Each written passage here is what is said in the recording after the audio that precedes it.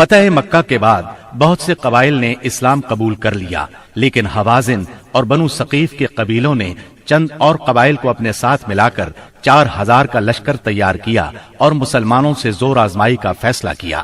نبی کریم صلی اللہ علیہ وسلم کو ان کے ارادوں کی اطلاع ہوئی تو آپ نے اپنے ایک صحابی کو تحقیق کے لیے بھیجا۔ انہوں نے تصدیق کی، تب آپ نے مسلمانوں کو تیاری کا حکم فرمایا۔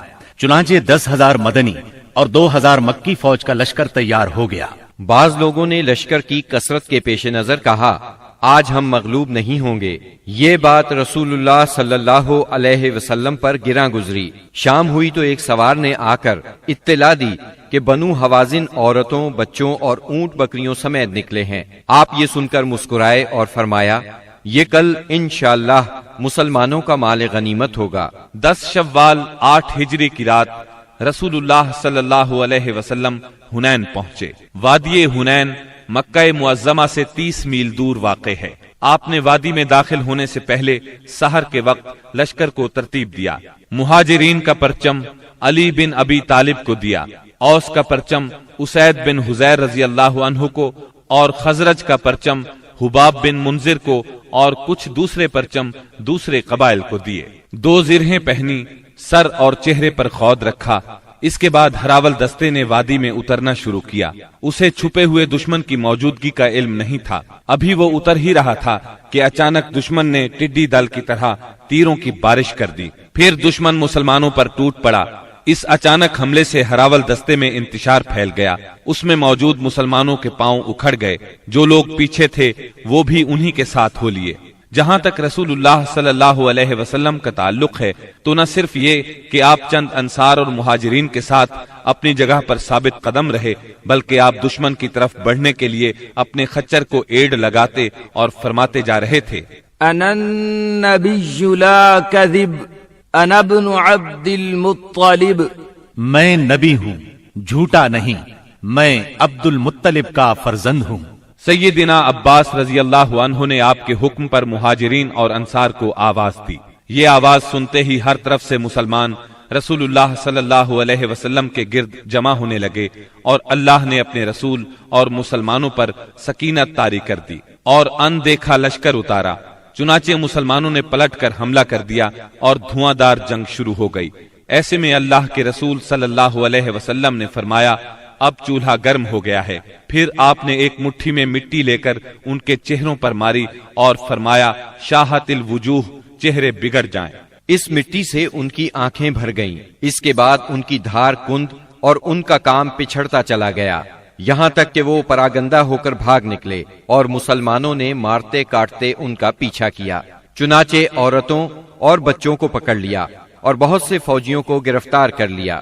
اس دن سیدنا خالد بن ولید رضی اللہ عنہ کو بھی بہت زخم آئے۔ ادھر رسول اللہ صلی اللہ علیہ وسلم کے ساتھ اللہ کی عنایت دیکھ کر بہت سے مشرکین مسلمان ہو گئے۔ مشرکین بھاگے تو 3 گروہوں میں تقسیم ہو گئے۔ سب سے بڑا گروہ طائف کی طرف بھاگا، دوسرے گروہ نے نخلا کا رخ کیا، اور تیسرے گروہ نے اوتاس میں مورچہ بندی کی۔ آپ نے اوتاس میں ابو موسیٰ اشعری رضی اللہ عنہ کے چچا ابو عامر اشعری رضی اللہ عنہ کو صحابہ کی ایک جماعت کے ساتھ بھیجا۔ انہوں نے دشمنوں کو مار کاٹ اور بھگا کر سارے مال غنیمت پر قبضہ کر لیا۔ البتہ ابو عامر اشعری رضی اللہ عنہ خود اس معرکے میں شہید ہو گئے، اور ان کی جگہ ابو موسیٰ اشعری رضی اللہ عنہ نے سنبھالی اور کامیاب و کامران لوٹے۔ دوسری طرف مسلمانوں کی ایک جماعت نے نخلا بھاگنے والوں کا تعاقب کیا، درید بن سما کو جا پکڑا اور اسے قتل کر دیا۔ رسول اللہ صلی اللہ علیہ وسلم نے مال غنیمت اور قیدیوں کو جمع کرنے کا حکم دیا۔ اس کی کل تعداد یہ تھی، اونٹ قریباً 24,000، بکریاں 40,000 سے زیادہ، چاندی 4,000 اوقیہ یعنی 1,60,000 درہم، عورتیں اور بچے 6,000۔ ان سب کو جعرانہ میں جمع کر کے سیدنا مسعود بن عمرو غفاری رضی اللہ عنہ کو ان کا نگران مقرر فرمایا۔ اس کے بعد آپ نے طائف کی طرف توجہ فرمائی۔ آپ خود اس سمت میں بڑھے۔ طائف مکہ سے 60 میل کے فاصلے پر ایک سرسبز پہاڑ کے دامن میں واقع ہے۔ آپ نے طائف کا محاصرہ کر لیا۔ یہ محاصرہ 20 دن تک جاری رہا، لیکن شہر فتح نہ ہو سکا۔ محاصرہ چھوڑ کر آپ جعرانہ کے مقام پر تشریف لائے، یہاں مال غنیمت ذخیرہ کیا گیا تھا۔ رسول اللہ صلی اللہ علیہ وسلم طائف سے جعرانہ واپس آ کر 10 دن سے زیادہ ٹھہرے رہے، مال غنیمت تقسیم نہ فرمایا۔ آپ کو انتظار تھا کہ حوازن توبہ کر کے آ جائیں اور اپنے مال اور قیدی واپس لے جائیں، لیکن جب وہ نہ آئے تو آپ نے مال غنیمت میں سے خمس یعنی 5واں حصہ نکالا اور تالیف قلب کے لیے کمزور اسلام والوں کو عطا فرمایا۔ کچھ ایسے لوگوں کو بھی دیا جو ابھی تک مسلمان نہیں ہوئے تھے، تاکہ ان کی نظروں میں اسلام محبوب ہو جائے۔ انصار کو رسول اللہ صلی اللہ علیہ وسلم کے اس فعل پر حیرت ہوئی کہ آپ نے تالیف قلوب کی خاطر اندازے سے بڑھ کر عطیے دیے اور انصار کو کچھ نہ دیا۔ چنانچہ بعض انصار نے کہا، یہ کیسی تعجب کی بات ہے کہ آپ قریش کو دے رہے ہیں اور ہمیں چھوڑ رہے ہیں، حالانکہ ہماری تلواروں سے ان کا خون ٹپک رہا ہے۔ یہ بات انصار کے رئیس سیدنا سعد بن عبادہ رضی اللہ عنہ نے آپ تک پہنچائی۔ آپ نے صرف انصار کو جمع فرمایا، اللہ کی حمد و ثنا کی، پھر اللہ نے آپ پر جو احسان کیا تھا اس کا ذکر کیا۔ اس کے بعد فرمایا، انصار کے لوگوں، تم اپنے جی میں دنیا کی ایک حقیر سی گھاس کے لیے ناراض ہو گئے۔ اس کے ذریعے سے میں نے لوگوں کا دل جوڑا تھا تاکہ وہ مسلمان ہو جائیں اور تمہیں تمہارے اسلام کے حوالے کر دیا تھا۔ اے انصار، کیا تم اس سے راضی نہیں کہ لوگ اونٹ بکریاں لے جائیں اور تم رسول اللہ صلی اللہ علیہ وسلم کو لے کر اپنے ڈیروں پر جاؤ؟ اس ذات کی قسم جس کے ہاتھ میں محمد کی جان ہے، اگر ہجرت نہ ہوتی تو میں بھی انصار کا ایک فرد ہوتا، اور اگر سارے لوگ ایک راہ چلیں اور انصار دوسری راہ تو میں بھی انصار ہی کی راہ چلوں گا۔ اے اللہ، انصار پر رحم فرما، انصار کے بیٹوں پر رحم فرما اور انصار کے پوتوں پر رحم فرما۔ اس پر لوگ اس قدر روئے کہ داڑھیاں تر ہو گئیں اور کہنے لگے، ہم راضی ہیں کہ ہمارے حصے اور نصیب میں رسول اللہ صلی اللہ علیہ وسلم ہوں۔ اس کے بعد رسول اللہ صلی اللہ علیہ وسلم واپس آ گئے اور انصار بھی واپس ہو گئے۔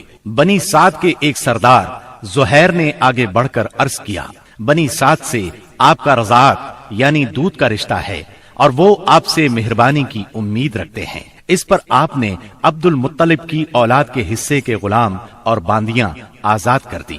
جب مسلمانوں کو اس کا علم ہوا تو انہوں نے بھی ایسا ہی کیا۔ اس طرح 6000 قیدیوں کو رہائی مل گئی۔ مال غنیمت کی تقسیم سے فارغ ہو کر رسول اللہ صلی اللہ علیہ وسلم نے عمرے کا احرام باندھا۔ یہی عمرہ جعرانہ ہے۔ عمرے سے فارغ ہو کر مدینہ واپسی کی راہ لی اور ذیقعد میں 6 دن یا 3 دن باقی تھے جب آپ مدینہ منورہ پہنچے۔ محرم 9 ہجری میں مدینہ منورہ خبر پہنچی کہ بنو تمیم قبائل کو جزیہ نہ دینے پر اکسا رہے ہیں۔ رسول اللہ صلی اللہ علیہ وسلم نے عیینہ بن حصن فزاری کی قیادت میں 50 سواروں کا ایک دستہ بھیجا۔ انہوں نے صحرا میں حملہ کر کے ان کے 11 آدمی، 21 عورتیں اور بچے گرفتار کر لیے اور انہیں مدینہ لے آئے۔ اس کے بعد بنو تمیم کے 10 سردار آئے اور شاعری اور خطابت کے مقابلے کی خواہش ظاہر کی۔ چنانچہ ان کے خطیب اتارد بن حاجب نے خطبہ دیا۔ اس کا جواب سیدنا ثابت بن قیس رضی اللہ عنہ نے دیا۔ پھر ان کے شاعر زبرقان بن بدر نے اشعار کہے۔ جواب میں سیدنا حسان بن ثابت رضی اللہ عنہ نے اپنے اشعار پیش کیے۔ انہوں نے اسلام کے خطیب اور شاعر کی فضیلت کا اعتراف کیا اور مسلمان ہو گئے۔ رسول اللہ صلی اللہ علیہ وسلم نے ان کے قیدی واپس کر دیے اور انہیں بہترین تحائف سے نوازا۔